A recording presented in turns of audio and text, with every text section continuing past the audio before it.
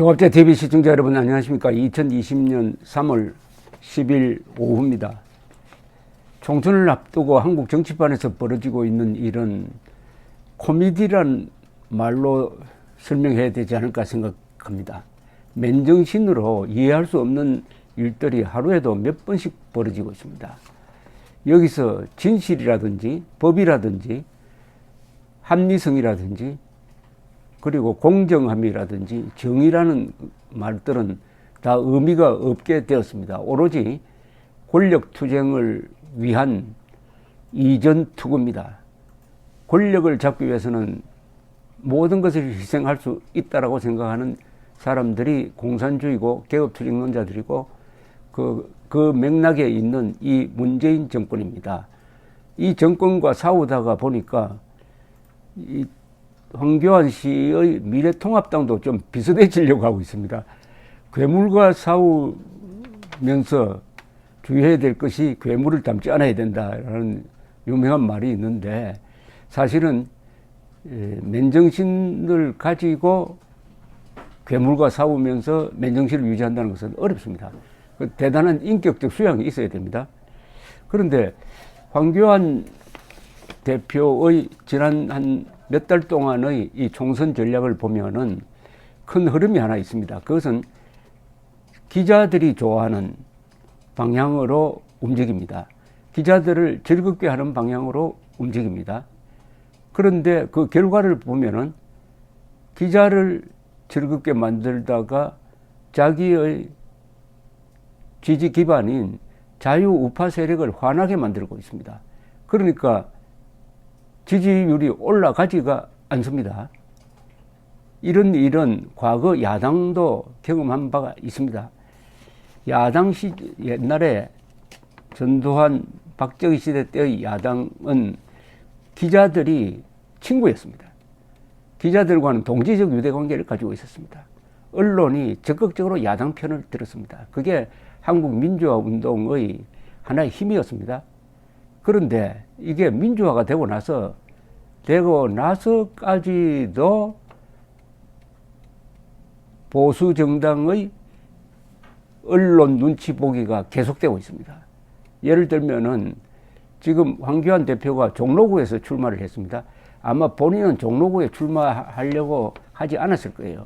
왜냐하면 당대표니까 전체를 보고 선거운동을 해야 되는데 종로구 출마를 하면은 더구나 앞서가는 이낙연 전 총리와 대결하려면은 전력 투구를 어디서 해야 되냐면 종로구에서 해야 됩니다. 그러면은 전체 전략이 헝클어져 버립니다. 그런데 조선일보를 비롯해서 여러 매체가 아주 비겁하다는 쪽으로 몰아붙여 버리니까 내키지 않는 자세로 출마를 했는데 아니다 다를까 부작용이 나타나고 있습니다. 지금 미래통합당을 딱 붙들고 전체 선거를 지휘해야 될 사령탑이 종로구를 헤매고 있으니까 지금 누가 주인인지 모르겠어요. 제일 자주 등장하는 김형호 공천관리위원장이 마치 황교안 대표 위에 있는 사람처럼 보이고 있습니다. 중심이 더구나 이 코로나 사태로 문재인 정권의 실정을 폭로해야 할 중심에 있는 사람이 다른 데서 열심히 시장을 훑어다니고 있다 이겁니다. 자, 그동안에 이런 여러 가지 실수의 최종 피날레가 지금 다가오고 있습니다. 선거대책위원장을 누구로 만드느냐. 그런데 김종인 씨에 지금 공을 들이고 있습니다. 김종인 하면 여러분 떠오르는 이미지가 뭡니까? 경제민주화. 그리고 2016년 4월 총선에서 당시 야당인 민주당의 비상대책 위원장, 선거대책위원장으로서 자유한국당의 전신인 새누리당을 참패시킨 사람, 그리고 왔다 갔다 하는 사람, 그리고 나이가 좀 드신 분, 80세입니다. 이런 이미지 아닙니까? 그런데 이 사람 이미지 중에서 제일 일관된 게 경제민주화입니다. 경제민주화는 좌파 정책이죠. 그러니까 김종인 씨는 보수를 매우 싫어합니다. 우파를 싫어합니다. 그런 사람을 선거대책위원장으로 모셔와가지고 간판으로 내세우고 문재인 정권을 심판하자. 문재인 정권 등장의 1등 공신인데 문재인 정권을 심판하자 하면은 국민들이 따라가겠습니까? 어리둥절하지 않을까요? 이분은 일종의 정치 낭인인데 보도에 의하면 황교안 대표가 찾아와서 맡아달라고 하니까 뭐 조건을 내걸었다는 겁니다. 경제민주화에 어긋나는 공천은 수정해야 된다. 이런 식으로 아주 통 크게 뭘 요구를 하고 있는 것 같은데 결론적으로 황교안 대표가 김종인 씨를 선거대책위원장으로 모셔오는 순간 이것은 한국 보수 세력과 결별하겠다는 선언입니다. 한국 보수를 무시하고 한국 보수의 얼굴에 침을 뱉는 거죠. 이것은 이념적 배신입니다. 왜 이런 데까지 밀렸느냐 하면은 황교안 대표의 전략이 먹혀들지 않아서 결국 여기까지 왔습니다. 그 먹혀들지 않는 것은 다 저도 그렇고 여러 사람이 그렇게 하면 안 된다고 말렸던 것을 굳이 하는 바람에 결국 이렇게 좀 비참한 지경에 빠지고 말았습니다. 한마디로 말하면 자아 상실입니다. 주체성의 상실입니다. 이 미래통합당이라는 이 부르기 힘든 이 정당의 신념이 뭐냐, 정신이 뭐냐, 영혼이 뭐냐, 여기에 대한 정리된 입장이 없고 그러다 보니까 나란 존재는 없고 바깥에서 훈수 두는 데 맞춰가지고 이리저리 헤매다가 결국 지리멸렬로 가고 있습니다. 지금 지리멸렬로 가고 있어요. 코로나 사태가 났을 때 이제 선거할 필요도 없다. 문재인 정권 이번에 혼난다. 이렇게 보았던 사람들이 요사이 만나면은 이번 선거 어렵게 됐다. 왜 어렵게 됐느냐? 황교안 대표 때문이다. 이렇게 이야기를 합니다. 이렇게 여기까지 온 과정에서 한 10단계를 잘못했어요. 첫째, 탄핵에 앞장섰던 유승민과 통합 논의를 시작하면서부터 실족이 시작됐습니다. 그 다음에 유승민의 요구대로 자유한국당이라는 근사한 당명을 버리고 미래통합당이라는 당명을 만들었는데 미래통합당을 국민들이 지금 몇 %나 기억할 것으로 보십니까? 이게 이번 득표율에서 얼마나 많은 타격을 줄지. 더구나 미래통합당은 또 정당 하나를 만들어서 비례대표 선거에 임하고 있습니다. 그 당 이름 아십니까? 미래통합당의 자매정당으로 급조된 정당 이름이 미래한국당입니다. 미래통합당, 미래한국당, 이거 국민들을 고문하는 겁니다. 동시에 광화문 세력을 철저하게 외면을 했습니다. 그러니까 정통 보수 세력 중에서 가장 행동적인 용감한 사람과 거리를 두고 있습니다. 그 결과로서 어떻게 됐냐? 지지율이 올라야 될 텐데 광화문 세력을 멀리하면은 중도표라도 얻어야 될 텐데 그렇게 되지 않았습니다. 당명 자유한국당이라는 그 근사한 당명을 바꿨더니 지지율이 오히려 내려갔습니다. 특히 대구 경북 50대 이상의 정통 우파 세력이 마음을 잡지 못하고 무당청으로 지금 돌고 있는 실정입니다.